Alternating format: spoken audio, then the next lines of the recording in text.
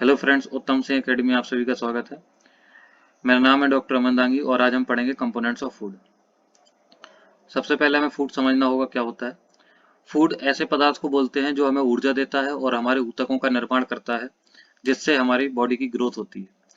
Food के कुछ components होते हैं जैसे carbohydrate, protein, fat, water, fibre, vitamin and minerals.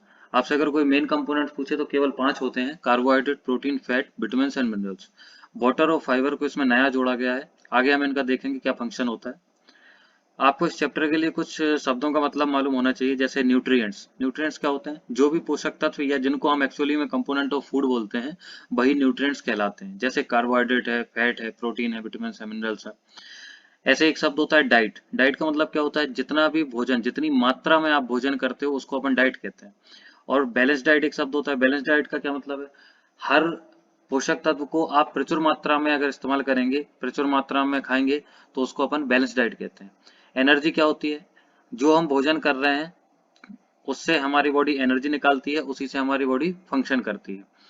Deficiency diseases, आपको ये शब्द बार बार सुनने में मिलेगा। डेफिशिएंसी का मतलब क्या होता है? डेफिशिएंसी मतलब है कोई भी एक चीज की कमी आपकी बॉडी में हो जाए तो हम बोलते हैं कि उस चीज की हमें डेफिशिएंसी हो गई। अब अगर वो चीज कम होगी तो आपकी बॉडी की फंक्शनिंग भी अफेक्ट होगी, और आपकी बॉडी की फंक्शन अफेक्ट होगी तो आपको डिसीज होगी। तो इसीलिए हम ऐसी बीमारियों को जो किसी की कमी से होती हैं उन्हें डेफिशिएंसी डिसीज कहते हैं। जैसे आपने सुना होगा, विटामिन डी की कमी से रिकेट्स हो जाती है, विटामिन बी1 की कमी से बेरी बेरी हो जाता है, विटामिन ए की कमी से नाइट ब्लाइंडनेस हो जाती है। ये सभी डेफिशिएंसी डिसीजेस हैं। ऐसे एक शब्द होता है माल न्यूट्रिशन। माल न्यूट्रिशन का मतलब क्या होता है? जैसे आप जितनी ऊर्जा की आवश्यकता आपको है या जितने तत्वों की आवश्यकता आपको है उतने मात्रा में आप ना लें, ऐसी कंडीशन को अपन माल न्यूट्रिशन कहते हैं। अब फूड का कुछ क्लासिफिकेशन किया गया, वर्गीकरण किया गया है। जैसे एनर्जी गिविंग फूड, ऐसे भोजन जो हमें ऊर्जा देते हैं, इनमें आते हैं कार्बोहाइड्रेट और फैट। बॉडी बिल्डिंग फूड, ऐसे भोजन जो हमारी बॉडी का या शरीर का निर्माण करते हैं, इनमें आते हैं प्रोटीन्स। और प्रोटेक्टिव फूड, इनमें आते हैं विटामिन और मिनरल्स। प्रोटेक्टिव फूड का मतलब होता है जो हमारी बॉडी की फंक्शनिंग को सही रखें, मतलब हमें बीमारियों से बचाएं। सबसे पहले हम देखेंगे कार्बोहाइड्रेट्स। कार्बोहाइड्रेट्स क्या होते हैं? मेनली आपको एक चीज याद रखनी है कि हमारे शरीर में जो ऊर्जा का निर्माण होता है वो मेनली हमारा कार्बोहाइड्रेट से होता है। हम ज्यादातर भोजन में जो पार्ट खाते हैं वो 60% लगभग हमारा कार्बोहाइड्रेट होता है। अब कार्बोहाइड्रेट के सोर्स क्या क्या हो सकते हैं? आप जितने भी अनाज के नाम जानते हो, जैसे आप गेहूं जानते हैं, मक्का जानते हैं, चावल है, ज्वार है, बाजरा है, ये सभी आपके कार्बोहाइड्रेट के स्रोत होते हैं। ऐसे ही जितनी भी आप शुगर जानते हैं, जितनी मीठी चीजें आप लोग जानते हैं, कुछ प्रोटीन्स को छोड़ करके बाकी ज्यादातर मीठी चीजें कार्बोहाइड्रेट ही होती हैं। जैसे आपने जो शक्कर आप लोग खाते हैं वो सुक्रोज, ग्लूकोज, जो फ्रूट के अंदर जो शुगर होती है उसको फ्रक्टोज कहते हैं, वो हनी आप लोग खाते हैं, ब्रेड खाते हैं, गुड़ खाते हैं, गन्ना खाते हैं, ये सारी की सारी चीजें आपके कार्बोहाइड्रेट का सोर्स होती हैं। ऐसे ही फंक्शन ऑफ कार्बोहाइड्रेट्स अगर अपन देखें तो कार्बोहाइड्रेट का मेन फंक्शन मैं बता चुका हूँ कि आपके बॉडी को एनर्जी देने का काम कार्बोहाइड्रेट्स करते हैं। ये सबसे मेन सोर्स होते हैं। आपके अंदर अगर कोई पूछे कि मेन सोर्स हमारी बॉडी में कौन सा है ऊर्जा के लिए, तो आप बोलोगे कार्बोहाइड्रेट। अब टेस्ट अगर हम लगाएं, जैसे स्टार्च बोल लो, शुगर बोल दो या कार्बोहाइड्रेट बोल दो, ये सभी एक ही चीज होती है। तो इसमें अगर अपन को पता करना हो कि शुगर कहाँ है, स्टार्च कहाँ है, तो उसके लिए कुछ टेस्ट होते हैं। जैसे स्टार्च के लिए पहला टेस्ट है, अगर अपन एक व्हीट का फ्लोर लें, मतलब गुंदा हुआ आटा लें, उसमें अपन आयोडीन की कुछ ड्रॉप्स डालें, तो हमें ब्लू ब्लैक कलर अगर मिलता है उसमें, तो हम मान लेंगे कि हाँ, उस प्रोडक्ट के अंदर हमारा स्टार्च पाया जाता है। अब ऐसे शुगर के लिए हम एक टेस्ट करते हैं, तो इस टेस्ट का नाम होता है बेनेडिक्ट टेस्ट। उसका सॉल्यूशन का नाम भी है बेनेडिक्ट सॉल्यूशन। इस सॉल्यूशन को अपन, जैसे आपने ग्रेप्स अंगूरों का रस ले लिया, उसके अंदर इस सॉल्यूशन को डालेंगे और थोड़ी देर हीट करेंगे, तो हमारा रेड कलर का प्रेसिपिटेट टेस्ट ट्यूब में नीचे आ जाता है। अगर वो आ गया तो हम समझ लेंगे कि हमारे प्रोडक्ट में शुगर है। अगला है फैट। सोर्स क्या होता है फैट का? आप सभी लोग जानते हैं, जितने ऑयल या जितने घी है। आप लोगों को एक चीज याद रखनी है, जितने भी जानवर होते हैं मछली को छोड़ करके सभी के सभी घी के स्रोत होते हैं, और वनस्पतियां नारियल को छोड़ करके ज्यादातर तेल होती हैं। ठीक है? तो जितने भी आपको तेल मिले या घी मिले, अच्छा, मिल्क को अगर अपन अलग से लें तो क्या ये फैट का स्रोत है? तो मिल्क हमारा सभी में आ जाता है। मिल्क हमारे प्रोटीन का भी स्रोत होता है, फैट का भी स्रोत होता है और कार्बोहाइड्रेट का भी स्रोत होता है। ऐसे ही एग, एग में आपने अंदर देखा होगा पीले कलर का यॉक निकलता है, तो उसमें क्या होता है? उसमें कोलेस्ट्रॉल पाया जाता है, इसलिए एग को भी अपन फैट का स्रोत मानते हैं। अब फंक्शन क्या होता है फैट का? Fat also gives us energy, मतलब फैट हमारे कार्बोहाइड्रेट के बाद दूसरे नंबर पर रहता है जो हमारी बॉडी को एनर्जी देता है। लेकिन अगर आपसे कोई ये पूछे कि सबसे अधिक मात्रा में एनर्जी कौन दे सकता है, तो फैट है। लेकिन सबसे कॉमनली यूज प्रोडक्ट कौन सा है जो हमारी बॉडी को एनर्जी देता है, वो कार्बोहाइड्रेट है। तो याद रखना, कार्बोहाइड्रेट से जस्ट डबल मात्रा में हमारा फैट एनर्जी दे सकता है। अब फैट के लिए अपन लोग टेस्ट कौन से लगाते हैं, तो इसमें टेस्ट कुछ नहीं है, आप बस इतना करिए कि जैसे मूंगफली के आपने दाने ले लिए, उसको पेपर में रैप कीजिए, उसको कुचलिए, अगर उसका जो ऑयल निकलेगा वो पेपर को आपके लाइटन कर देगा और आप पेपर में ट्रांसलूसेंट हो जाएगा, आप पेपर में आर पार देख सकते हैं। अगर आपको ऐसे चेंजेस मिले तो आप समझ लेना कि उसमें फैट था। अब अगला जो कंपोनेंट हमारा है वो प्रोटीन है। अब प्रोटीन क्या है, बहुत कॉम्प्लेक्स कंपाउंड है। आपसे अगर कोई पूछे कि दुनिया में सबसे कॉम्प्लेक्स कंपाउंड, सबसे जटिल कंपाउंड कौन सा है, तो प्रोटीन है। अब प्रोटीन कैसे है, जैसे इसमें कार्बन होता है, हाइड्रोजन होता है, ऑक्सीजन होता है, नाइट्रोजन और सल्फर होता है। आप लोग आगे की क्लासेस में पढ़ोगे कि प्रोटीन हमारा अमीनो एसिड से मिलकर बनता है, और अमीनो एसिड हमारे अरेंज होते हैं हमारे डीएनए के अनुसार, और हम सभी का डीएनए अलग अलग है, इसलिए हम सभी का प्रोटीन भी अलग अलग होगा, इसीलिए इसको कहते हैं सबसे कॉम्प्लेक्स कंपाउंड होता है।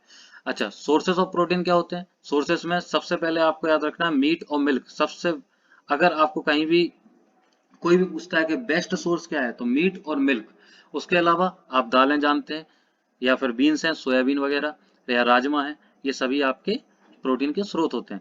फंक्शन क्या होता है प्रोटीन का, तो मेन फंक्शन अगर कोई आपसे पूछता है प्रोटीन का, तो वो होता है आपकी बॉडी बिल्डिंग, मतलब आपकी जो ग्रोथ होती है, आपकी हड्डियों का निर्माण या फिर आपकी मांसपेशियों का निर्माण प्रोटीन से होता है। और हमारी बॉडी के अंदर जितनी कोशिकाओं के अंदर क्रियाएं चलती हैं, रासायनिक या भौतिक क्रियाएं चलती हैं, वो भी प्रोटीन की सहायता से ही चलती हैं। अब प्रोटीन के लिए टेस्ट क्या करते हैं, तो प्रोटीन के लिए हम एक प्रोटीन पाउडर कुछ भी लेंगे, उसमें सॉल्यूशन डालेंगे कॉपर सल्फेट का और साथ में कास्टिक सोडा का, तो हमें वॉयलेट कलर मिलेगा, जिस वॉयलेट कलर को देख करके हम प्रोटीन को कंफर्म कर सकते हैं। अगला हमारा कंपोनेंट है विटामिन। विटामिन आपको दो चीजें यहाँ पे याद रखिए, विटामिन और मिनरल्स कभी भी आपको ऊर्जा नहीं देते, ना आपकी बॉडी को बिल्ड करते, मतलब आपकी बॉडी का निर्माण भी नहीं करते। करते क्या है ये, विटामिन और मिनरल्स का मेन काम होता है कि आपके बॉडी के अंदर जो भी भौतिक या रासायनिक क्रियाएं चल रही हैं, उनको सुचारू रूप से चलाएं। ऐसे फंक्शन में मैं बता चुका हूँ कि protection of our body against diseases, मतलब आपकी बॉडी की फंक्शनिंग अगर ठीक होगी तो आपकी बॉडी के अंदर डिसीजेस नहीं होंगी। अब विटामिन कई प्रकार के होते हैं, जैसे विटामिन ए है, डी, ई, के, ये चार विटामिन आप लोग याद रख लीजिए। विटामिन ए, डी, ई, के ये हमारी वसा में घुलनशील होती है, मतलब फैट में घुलनशील होती हैं। और विटामिन बी कॉम्प्लेक्स और सी ये हमारे वाटर सॉल्युबल होते हैं। विटामिन बी कॉम्प्लेक्स में बहुत सारी आती हैं, B1 है, B6 है, B7 सुना होगा आप लोगों ने, B9 होता है, B12 होता है, ये सभी। अगला जो हमारा कंपोनेंट है मिनरल्स है। मिनरल्स हमारे इनऑर्गेनिक कंपोनेंट होते हैं, जैसे आपने सुना होगा आयरन, कैल्शियम, फास्फोरस, ये सभी चीजें हमारे शरीर के लिए आवश्यक होती हैं। जैसे आपने सुना होगा, अगर आपसे कोई पूछता है कि बोन में हमारा कौन सा मिनरल्स होता है, तो हमारा कैल्शियम फॉस्फेट सबसे अधिक मात्रा में पाया जाता है। ऐसे फंक्शन क्या होता है मिनरल्स का, आप सभी लोग जानते होंगे, बोन्स और टीथ जो आपकी मजबूती है वो किसके कारण है, मिनरल्स की वजह से है। और ये जो आपके हीमोग्लोबिन आपने नाम सुना होगा, तो हीमोग्लोबिन हमारे आरबीसी जो हमारे रेड ब्लड सेल्स होती हैं ब्लड में, उनमें पाया जाता है, और वो हमारा ऑक्सीजन ट्रांसपोर्ट करता है। तो ये सभी खनिज हैं, मतलब मिनरल्स हैं, ये हमारी बॉडी में फंक्शनिंग बनाते हैं। रफेज, रफेज क्या है, ये नया वर्ड है। रफेज का मतलब होता है फाइबर्स, डाइटरी फाइबर्स, जो आपकी डाइट के अंदर फाइबर्स होते हैं। डाइटरी फाइबर्स उन्हें कहा जाता है जो आपके अंदर डाइजेस्ट नहीं होते। जैसे इसमें आप देखिए, कार्बोहाइड्रेट होता है एक, जिसका नाम है सेलुलोज।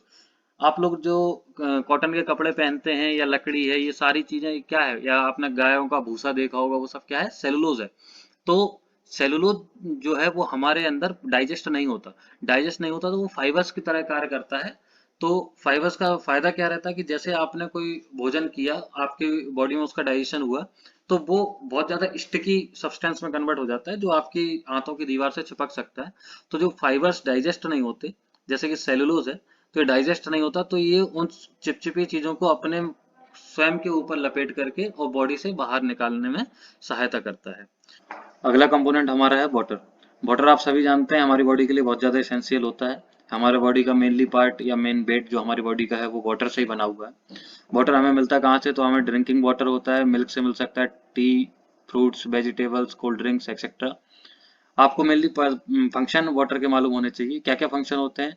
तो मेन एक फंक्शन होता है जो होता है बॉडी टेम्परेचर रेगुलेशन। तो हमारा बॉडी टेम्परेचर 37 डिग्री सेंटीग्रेड रहता है हमेशा, बाहर का तापमान कुछ भी हो। तो जब भी गर्मी अधिक होती है तो हमारी बॉडी से स्वेटिंग होती है। स्वेटिंग मतलब पसीना निकलता है। तो पसीना निकलता है तो वो हवा के कांटेक्ट में आकर के उड़ जाता है, जिससे हमारी बॉडी कूल हो जाती है। तो टेम्परेचर रेगुलेशन। दूसरा, यूरिन के माध्यम से हमारी बॉडी से वेस्ट वाटर को या वेस्ट प्रोडक्ट्स को बाहर निकालता है। हमारे ब्लड में अधिकतर पानी होता है जो हमारे न्यूट्रिएंट्स को ट्रांसपोर्ट करता है, हमारी बॉडी के अंदर जो ट्रांसपोर्ट होता है वो। Thanks for watching.